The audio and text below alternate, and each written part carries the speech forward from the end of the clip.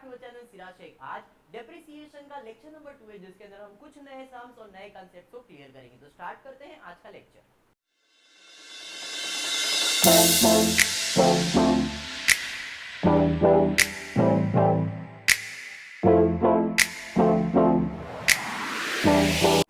पिछले लेक्चर के अंदर मैंने डेप्रिसिएशन का स्ट्रेट लाइन मेथड यानी कि ओरिजिनल कॉस्ट मेथड और यू कैन से कि भाई फिक्स्ड इंस्टॉलमेंट मेथड का डेप्रिसिएशन कैसे सॉल्व करते हो मैंने एक्सप्लेन किया था। एक मेथड के तीन नाम है, कोई आपको स्ट्रेट लाइन मेथड कहेगा, कोई ओरिजिनल कॉस्ट मेथड कहेगा या तो कोई फिक्स्ड इंस्टॉलमेंट मेथड कहेगा। तीन नाम है बट काम एक ही है। क्लियर है? देखते हैं आज का क्वेश्चन क्या दिया। आज का क्वेश्चन दिया है Sameer and company Mumbai purchase a machine worth rupees 2 lakh on 1st of April 2016. On 1st July 2017, company purchased additional machine for rupees 40,000. On 31st March 2019, company sold the machine purchased on 1st July 2017 for rupees 35,000. Company write off depreciation at a rate of 10% on original cost and books of accounts are closed every year on 31st of March. Show machinery account for the first 3 year ending 31st March 2016, 17, 17, 18 and 18, 19. देखो जब भी आपको depreciation का सम आएगा, ये video 11th के लिए भी है, ये वीडियो 13 स्टैंडर्ड के बीएमएस के लिए, बीएफएम के स्टूडेंट्स के लिए भी है। मैंने टाइटल में ऑलरेडी बता दिया ये बात। आप सभी के लिए टॉपिक इंपॉर्टेंट है। तो जब भी आप डेप्रिसिएशन का सम सॉल्व कर रहे हो, जब भी आप डेप्रिसिएशन का सम सॉल्व कर रहे हो, तीन चीज ढूंढना है। सबसे पहला ईयर एंड ढूंढना है, कंपनी का क्या है, कौन सा मेथड से डेप्रिसिएशन करने वाले हैं, एंड तीसरा कि भाई कितना रेट ऑफ डेप्रिसिएशन है। इसके अंदर यहाँ पे कोई मेथड स्पेसिफाई नहीं किया है, तो मैं आपको बोल रहा हूँ ये ओरिजिनल कॉस्ट स्पेसिफाई किया, सॉरी माय मिस्टेक। यहाँ पे लिखा है company right of depreciation at the rate 10% on original cost, मतलब ओसीएम मेथड है यहाँ। तो यहाँ पे आपको सबसे पहला तीन चीज ढूंढना होगा। कौन से चीज ढूंढने वाले? तो ईयर एंड ढूंढने वाले, मेथड ढूंढने वाले और रेट ऑफ डेप्रिसिएशन। तो कंपनी क्लोजेस द बुक्स कभी करिए 31st मार्च एवरी ईयर, तो अपना ईयर एंड मिल गया। कितना, कौन सा मेथड है? ओसीएम, ओरिजिनल कॉस्ट मेथड है, जिसको आप फिक्स इंस्टॉलमेंट मेथड भी कहोगे या तो स्ट्रेट लाइन मेथड भी कहोगे। तो ये भी लिख दिया मैंने। तीसरा कितना परसेंट डेप्रिसिएशन चार्ज करना है? 10%। देखिए मैं यहाँ पे बेसिक 10% का कैलकुलेशन कर रहा हूँ, बट डिपेंड करता है अगर आपको 20% दिया है, 25% दिया है, 30%, तो मैंने परसेंटेज कैलकुलेशन 11 स्टैंडर्ड को ऑलरेडी बता दिया है। 13 के लिए आपके पास कैलकुलेटर है, आप कैलकुलेटर यूज करो, कोई प्रॉब्लम नहीं है मुझे। क्लियर? तो ये तो आपको मिल गया। अब ये हो जाने के बाद वर्किंग, पहले वर्किंग बाद में सॉल्यूशन। वर्किंग में सबसे पहला ईयर एंड से कैलेंडर बनेगा। जब साल खत्म हो रहा है मार्च में तो चालू होगा अप्रैल में। साल खत्म होगा मार्च में तो चालू होगा अप्रैल में। तो अप्रैल से लेके मार्च तक मैंने कैलेंडर बना दिया। ऐसे कम से कम 3 साल के लिए तो बनाना है। अप्रैल, मई, जून, जुलाई, अगस्त, सितंबर, अक्टूबर, नवंबर, ऐसे मार्च तक कम से कम 3 इयर्स का कैलेंडर। तो ईयर एंड में मैंने 3 साल का कैलेंडर आपके सामने प्रेजेंट कर दिया। अब ये कैलेंडर कौन से साल का वो कैसे पता चलेगा? तो कंपनी ने सबसे पहला परचेज कौन से साल में किया? Sameer and company Mumbai purchase machine worth rupees 2 lakh on 1st अप्रैल 2016। पहला खरीदारी 2016 में हुआ है, तो हम कैलकुलेशन 16 से ही चालू करेंगे। अप्रैल 2016 में चालू हुआ तो मार्च 2017 में खत्म होगा, मार्च में खत्म हुआ तो अप्रैल 2017 में चालू होगा और मार्च 2018 में खत्म होगा। फिर 18 में खत्म हुआ है तो वापस कब चालू होगा? अप्रैल 18 में चालू होगा और 19 में वो खत्म हो जाएगा। क्लियर हो गया? तो आपने ईयर एंड से पहले तो कैलेंडर, साल खत्म हुआ मार्च में, चालू होगा अप्रैल में, कैलेंडर बन गया। अब प्लॉटिंग करेंगे कि क्या क्या इंफॉर्मेशन दिया है क्वेश्चन में। तो 1 अप्रैल 2016 को हमने एक मशीन परचेज किया, तो मैंने 1 अप्रैल को राउंड कर दिया, उसके आगे पी लिख दिया। कितने का परचेज किया है? 2 लाख रुपए का। ये समझ में आया? आगे बढ़ने गया तो आगे दिया है the company purchase additional machine for rupees 40,000 on 31st March 2019, sorry on 1st July 2017 company purchase additional machine for 40,000 1 जुलाई 2017 को। तो जरा 1 जुलाई 2017, हाँ सर मिला सेकेंड ईयर में। 1 जुलाई 2017 को क्या किया मैंने? परचेज किया। तो मैंने लिख दिया वहां पे परचेज किया है। कितना परचेज किया? 40,000 का परचेज किया। समझ में आया? आगे दिया 31st मार्च 2019 को company sold the machine on purchase on 1st July 2017 for rupees 35,000। कभी बेचा? 31st मार्च 2019 को, 19 को, यानी कि लास्ट ईयर में बेचा है। यहाँ पे मैंने लिख दिया सेल्स कितने में बेचा है? 35,000। हमेशा याद रखो जब भी आप सेल्स मार्क करोगे 3 इंफॉर्मेशन चाहिए। पहले तो सेल्स कितने में किया, उसका ओरिजिनल कॉस्ट कितना है और उसे कब परचेज किया है।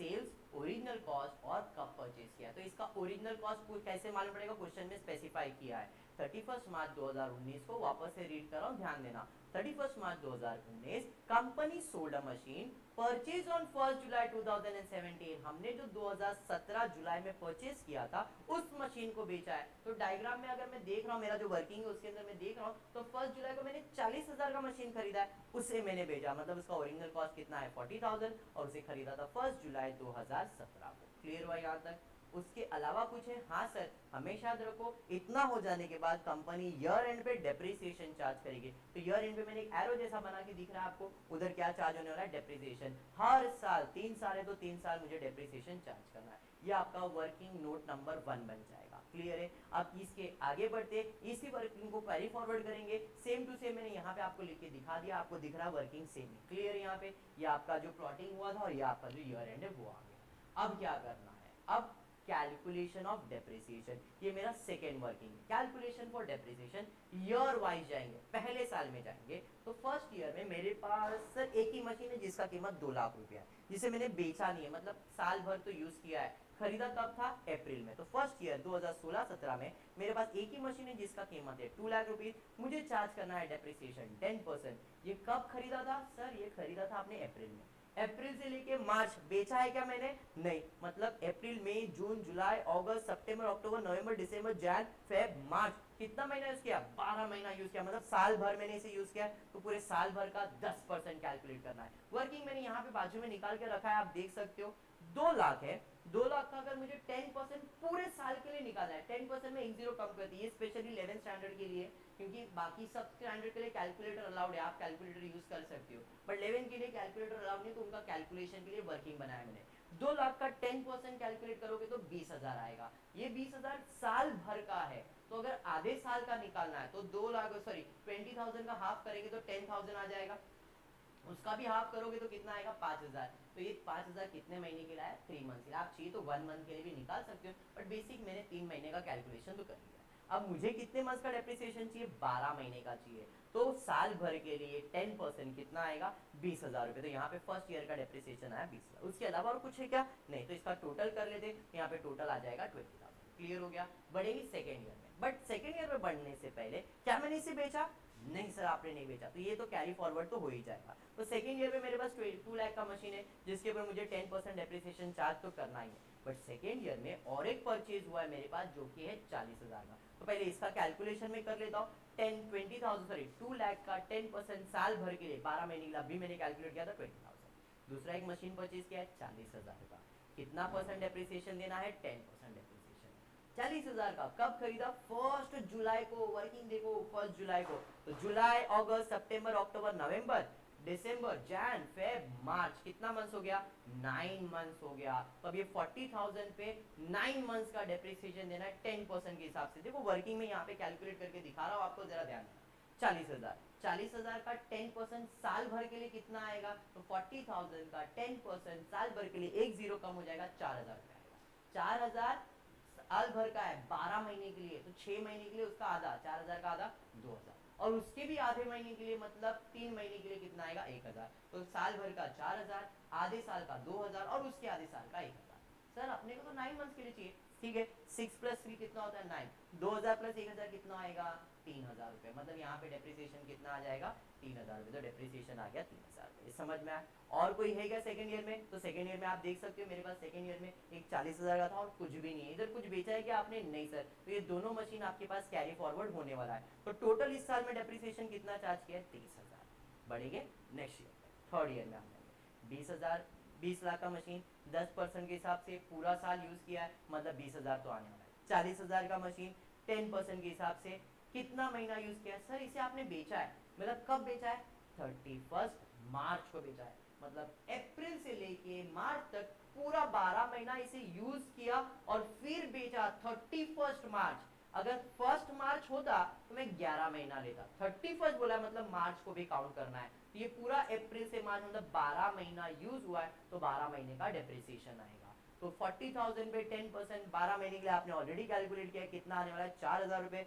तो इस पे डेप्रिसिएशन आने वाला है 4,000 रुपए। इसे मैंने अलग प्रेजेंट क्यों किया, लास्ट टाइम भी मैंने बताया था, अगर आप कोई चीज को बेच रहे हो, जो जिस मशीन को, जिस फर्नीचर को आप बेचने वाले, जिस साल में बेचने वाले, उसे स्पेशल रखना है और उसके आगे लिख देना है S, that is sold machine. Clear है। अब टोटल जब करेंगे तो सोल्ड मशीन का डेप्रिसिएशन टोटल में नहीं लेना है। तो थर्ड ईयर में आप देख सकते हो दो मशीन था, एक 2 लाख का, एक 40 का तो बेच दिया, तो उसका डेप्रिसिएशन काउंट नहीं होगा, तो इधर टोटल कितना आ जाएगा, इधर टोटल सिर्फ 20,000 आएगा। क्लियर हो गया। ये आपका सेकेंड वर्किंग हुआ। पहला जो ऊपर आपको दिख रहा है वो, दूसरा ये जो बनाया वो।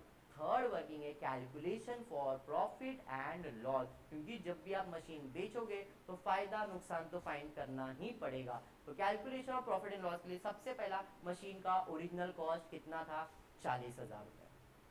टोटल उस मशीन को कितना यूज किया, फर्स्ट ईयर में यूज किया नहीं, सेकेंड ईयर में यूज किया कितना, जितना उसके बाद डेप्रिसिएशन दिया उतना यूज किया, तो सेकेंड ईयर में डेप्रिसिएशन कितना है, 3,000। थर्ड ईयर में उसके बाद डेप्रिसिएशन कितना है, 4,000। टोटल कितना यूज किया, 7,000। समझ में आया। टोटल डेप्रिसिएशन के अंदर 7,000 कैसे आया समझा। फर्स्ट ईयर का 3,000, second year, sorry first year में तो कुछ भी नहीं है, सेकेंड ईयर में 3,000, थर्ड ईयर में 4,000, तो दोनों को ऐड किया। यहाँ पे टोटल में इधर नहीं लिखना है, पर यहाँ पे कितना यूज किया वो तो लिखना ही है। वो क्यों नहीं लिखते अपन टोटल में, मैं आपको जब लेजर पोस्टिंग बताऊंगा तब एक्सप्लेन करूंगा। जो व्हाइट में लिखा है मैंने उसका टोटल यहाँ क्यों नहीं किया, वो आपको लेजर बनाऊंगा तब समझेगा, बट अभी ध्यान में रखो यहाँ पे टोटल डेप्रिसिएशन में वो काउंट किया जाएगा। सेकेंड ईयर में 3,000, थर्ड ईयर में 4,000, टोटल हो गया 7,000। चलिए अब 40,000 में से अगर 7,000 चले जाता है तो अपने को WGV यानी return down value, in short आज का कीमत, आज का भाव मिलेगा। 40,000 का था सामान, 7,000 यूज किया, तो उसका कीमत अब कितना है, 33,000 है। बट बेचा कितने में गया उसे, सर आपने उसे 35,000 में बेचा है, या नहीं, तो अब 33 का सामान 35 में बेचा है, तो आपको क्या हो रहा है, यहाँ पे प्रॉफिट हो रहा है। कितना प्रॉफिट हो रहा है, 2,000 का प्रॉफिट हो रहा है। बात समझ में आ गया क्या, क्लियर है। आई जस्ट होप इतना आपको क्लियर हो गया। अब ये सेम वर्किंग वापस से कॉपी पेस्ट कर रहा हूं मैं, यहाँ पे पूरा कैलेंडर आ गया। यहाँ पे मैंने थोड़ा सा जो कैलकुलेशन ऑफ डेप्रिसिएशन यहाँ किया था, सॉरी प्रॉफिट एंड लॉस का जो कैलकुलेशन किया मैंने थोड़ा ऊपर पेस्ट कर दिया, क्योंकि स्पेस कम होगा, लेजर बनाना डिफिकल्ट होगा, इसलिए मैंने उसे ऊपर पोस्ट कर दिया। ये ओरिजिनल कॉस्ट कितना था, कितना डेप्रिसिएशन, कितने में बेचा, कितना फायदा, कितना नुकसान, वो वर्किंग वहां पे आपको दिख रहा है। और ये बाजू तो डेप्रिसिएशन का कैलकुलेशन था वो। अब सेम वर्किंग को, मतलब तीनों वर्किंग को यूज करके आपको लेजर अकाउंटिंग प्रिपेयर करना है। क्या परचेज किया आपने, मशीन परचेज किया, यहाँ पे आपने मशीनरी अकाउंट दिख रहा है, डेबिट साइड क्रेडिट साइड, आ रहा है मशीन तो डेबिट, जा रहा है मशीन तो क्रेडिट, एक्सपेंस हो रहा है डेबिट, इनकम हो रहा है क्रेडिट, ये सारी चीजें जो है वो आपको, अभी मशीन आपका एक रियल अकाउंट है, और रियल अकाउंट का रूल क्या है, debit what comes in, credit what goes out. इस बेसिस के ऊपर आपको इसके अंदर पोस्टिंग करना है। पोस्टिंग करने के लिए करोगे क्या, फर्स्ट वर्किंग ईयर वाइज करना है, पहले साल में क्या क्या हुआ, दूसरे साल में क्या क्या हुआ, तीसरे साल में क्या क्या हुआ, उसी का पोस्टिंग इसके अंदर करना है। अगर फर्स्ट ईयर की बात करूंगा तो वर्किंग नोट नंबर 1 में देखोगे तो कैलेंडर में 1 अप्रैल को आपने परचेज किया है, और 31 मार्च को आपने उसके ऊपर डेप्रिसिएशन दिया, और कुछ भी नहीं किया है आपने यहाँ पे। मतलब फर्स्ट ईयर में सिर्फ दो ही चीज आएगा, परचेज की एंट्री आएगी, और कौन सी एंट्री आएगी, परचेज और डेप्रिसिएशन, और कुछ भी नहीं। परचेज किया तो मशीन आएगा, परचेज किया तो मशीन आएगा, मशीन आएगा तो मशीनरी अकाउंट क्या होगा, डेबिट होगा। अप्रैल को वहां पे मैंने लिखा है डेबिट साइड में मशीन आ रहा है तो डेबिट, और मशीन जा रहा है तो क्रेडिट। अब मशीन आ रहा है तो 2 कैश और बैंक, कितने का परचेज किया है, 2 लाख। बात समझ में आया। फिर आगे बढ़ेंगे वर्किंग के हिसाब से। सर डेप्रिसिएशन, तो ये जो डेप्रिसिएशन है वो कौन सा डेप्रिसिएशन, तो पहले साल में जो आपने टोटल निकाला है वो डेप्रिसिएशन। तो पहले साल में टोटल डेप्रिसिएशन कितना दिख रहा है, 2,000 रुपए, सॉरी 20,000 रुपए। डेप्रिसिएशन का मतलब असेट का वैल्यू कम करता है, असेट हमेशा डेबिट होता है, तो उसका वैल्यू कम होगा तो क्या हो जाएगा, क्रेडिट हो जाएगा। असेट बढ़ेगा तो डेबिट, और कम होएगा तो क्रेडिट। असेट डेबिट होता है और लायबिलिटीज क्रेडिट होता है, तो असेट बढ़ेगा, आएगा डेबिट, और उसका वैल्यू कम होएगा तो क्रेडिट। अब डेप्रिसिएशन मतलब उसका वैल्यू कम हो रहा है, तो क्रेडिट साइड पे लिखूंगा कौन सी तारीख को, 31 मार्च 2017 को, बाय डेप्रिसिएशन अकाउंट। तो टोटल कितना है यहाँ पे, 20,000, तो यहाँ पे आएगा 20,000। थोड़ा सा प्रिंटिंग मिस्टेक, वहाँ पे टोटल में आपको दिख रहा है 2 लाख रुपए, बट वहाँ पे आने वाला है सिर्फ और सिर्फ 20,000 रुपीज। बढ़ेंगे आगे नेक्स्ट, और पूछेगा पहले साल में, नहीं सर और कुछ तो नहीं है, तो अब क्या करना है, क्लोजिंग करना। तो डेबिट साइड और क्रेडिट साइड में टोटल कौन सा दिख रहा है, डेबिट साइड का टोटल, तो डेबिट साइड का टोटल 2 लाख रुपए। 2 लाख में से 20,000 माइनस करेंगे तो जो बैलेंस आएगा उसे आप नेक्स्ट मंथ में यानी कि नेक्स्ट ईयर में कैरी फॉरवर्ड करेंगे। तो बाय बैलेंस कैरी फॉरवर्ड या कैरी डाउन कितना, 1,80,000। उधर का क्लोजिंग है तो यहाँ का ओपनिंग बन जाएगा, टू बैलेंस ब्रॉट डाउन 1,80,000। अब मैं नए साल में आ गया, तो नए साल में मैंने क्या किया है सर, आपने 40,000 का परचेज किया है और डेप्रिसिएशन, मतलब फिर से दो चीज आने वाला है, एक परचेज की एंट्री और एक डेप्रिसिएशन की एंट्री। तो यहाँ पे परचेज किया तो मशीन आएगा टू कैश और बैंक, कितने का परचेज किया 40,000 का, और दूसरा है डेप्रिसिएशन, असेट का वैल्यू कम करेगा, असेट का वैल्यू कम होएगा मतलब क्रेडिट साइड पे बाय डेप्रिसिएशन, कौन सा टोटल, तो यहाँ पे टोटल डेप्रिसिएशन कितना दिया है तो 23,000, तो यहाँ पे आएगा 20। अब टोटल करेंगे, डेबिट साइड का टोटल ज्यादा है 1,80,000 प्लस 40 2,20,000, 2,20,000 के अंदर से आपको कितना माइनस करना है 23,000, तो जो बैलेंस आएगा वो आपके लिए नेक्स्ट मंथ का यानी कि नेक्स्ट ईयर का कैरी फॉरवर्ड हो जाएगा। 2,20,000 में 23 माइनस करोगे 1,97,000, उधर का क्लोजिंग तो यहाँ का opening, to balance brought down 1,97,000। Third year में आएंगे, तो थर्ड ईयर में तो खाली सेल्स है, दो चीजें सेल्स और डेप्रिसिएशन, पिछले लेक्चर में बताया था, फिर से एक बार बता रहा हूँ, जब भी आप सेल्स करोगे तीन चीज लिखोगे, सेल्स करोगे तीन चीज आएगा, बाय कैश और bank, by depreciation, by profit and loss, by cash और bank, by depreciation, by profit. By क्यों बोल रहा हूँ, क्योंकि अभी मेरा था परचेज करोगे तो मशीन आएगा, सेल करोगे तो मशीन जाएगा, आएगा तो डेबिट, जाएगा तो क्रेडिट, और क्रेडिट में बाय लिखते, इसलिए जब भी मशीन सेल करोगे तीन चीज लिखा जाएगा, बाय कैश और bank, by depreciation, by profit and loss. Bye depreciation में एस यानी कि सेल वाला डेप्रिसिएशन, अगर लॉस हुआ है तो लॉस, लेकिन अगर प्रॉफिट हुआ है तो उसको ऑपोजिट साइड पे, लॉस है तो इस बाजू में और प्रॉफिट है तो इस बाजू में। इस क्वेश्चन में अपने को क्या हो गया था प्रॉफिट, तो पहले तो फॉर्मेट लिख लेता हूं, जब भी आप सेल करोगे तीन चीज, बाय कैश और bank, by depreciation, by profit and loss, bracket में एस और एल आपको दिख रहा है, बट इस क्वेश्चन में अपने को क्या हुआ है प्रॉफिट, तो यहाँ पे लॉस नहीं, यहाँ पे आपको डेबिट साइड पे लिखना पड़ेगा bye profit and loss. Clear, bye cash और बैंक कितने में बेचा आपने 35,000 में, डेप्रिसिएशन एस वाला जो अपन ने व्हाइट बॉक्स में लिखा है कितना है 4,000 रुपए, प्रॉफिट या लॉस सर, इधर लॉस नहीं इधर प्रॉफिट हुआ, तो प्रॉफिट को आपको उस बाजू लिखना है 2,000 रुपए, आपको डेबिट साइड पे दिख रहा है 2,000। क्लियर, और कुछ है क्या, नहीं। अब आता है डेप्रिसिएशन, तो बाय डेप्रिसिएशन कितना है 20,000, टोटल करते 1,97,000 प्लस 2 1,99,000, इसमें आपको माइनस करना तो बैलेंस आएगा 1,40,000। मैंने सिर्फ और सिर्फ डेप्रिसिएशन अकाउंट प्रिपेयर किया है, यहाँ पे आपको क्वेश्चन, सॉरी मैंने सिर्फ मशीनरी अकाउंट प्रिपेयर किया है, क्वेश्चन में आपको डेप्रिसिएशन अकाउंट भी आएगा, फ्यूचर में डेप्रिसिएशन अकाउंट का भी एक छोटा सा सम भी ले लूंगा। आई जस्ट होप आपको वीडियो पसंद आया तो प्लीज वीडियो को लाइक कर देना, फ्रेंड्स ग्रुप में शेयर करना और चैनल को सब्सक्राइब करना। होपफुली आप ऐसे सपोर्ट करोगे तो मुझे भी अच्छा लगेगा and I will be posting regular videos. थोड़ा डिले होता है वीडियो में जस्ट बिकॉज एनिमेशन और वर्कलोड ज्यादा है, सिंगल पर्सन हूँ और सब करना पड़ता है तो थोड़ा लोड ज्यादा है, इसलिए स्लोली सारे वीडियोस तो अपलोड करूंगा, बट तुम्हारे एग्जाम्स के पहले सारे वीडियोस आ जाएंगे।